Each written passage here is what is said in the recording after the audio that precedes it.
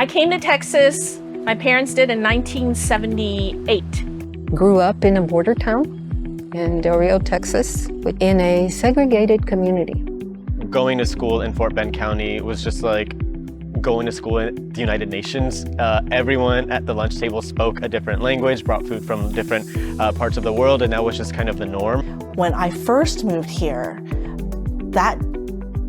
a large part of that, of what we now look at as Asiatown and Chinatown, was literally grassland with cows grazing on it.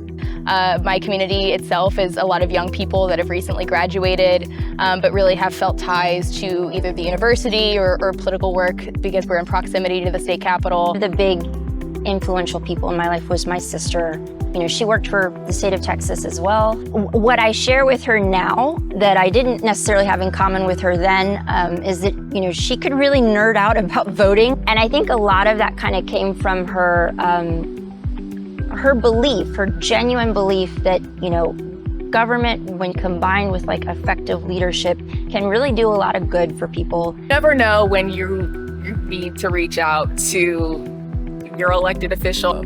I mean, there's just a long list of different things that people care about, that a majority of people care about, that don't get expressed in the legislature, and they don't get expressed in the Congress from our congressional representation. It's directly related to redistricting.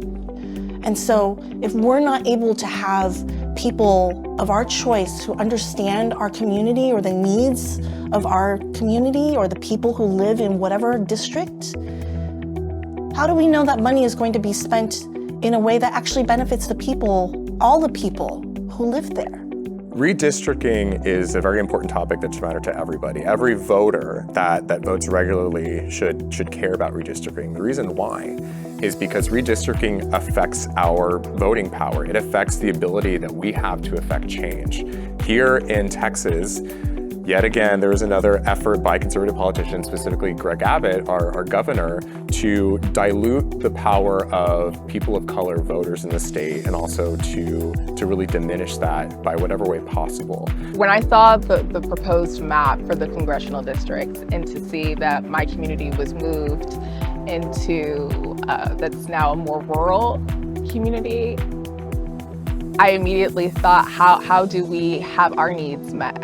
When the grid failed a couple years in 2021, I reached out to my congresswoman, and she responded, and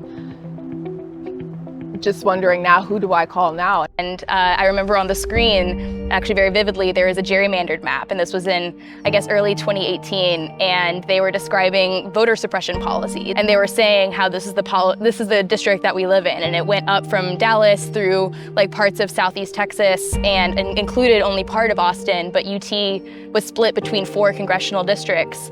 And I remember asking the TA afterwards, but also just asking myself for a while, like, why we allowed policies to continue to exist like that, and also why, you know, if that was in part why policies continue to fail. I wasn't really active politically until shortly before the last presidential election. But it didn't happen after the result of that election. It happened before, when I began to realize that there's something really kind of insidious happening in our country.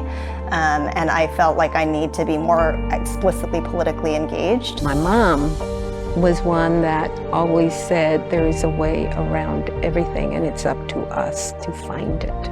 The message that resonated about intentional discrimination, I thought was important for me to be able to say, I've been harmed by intentional discrimination in the drawing of these maps.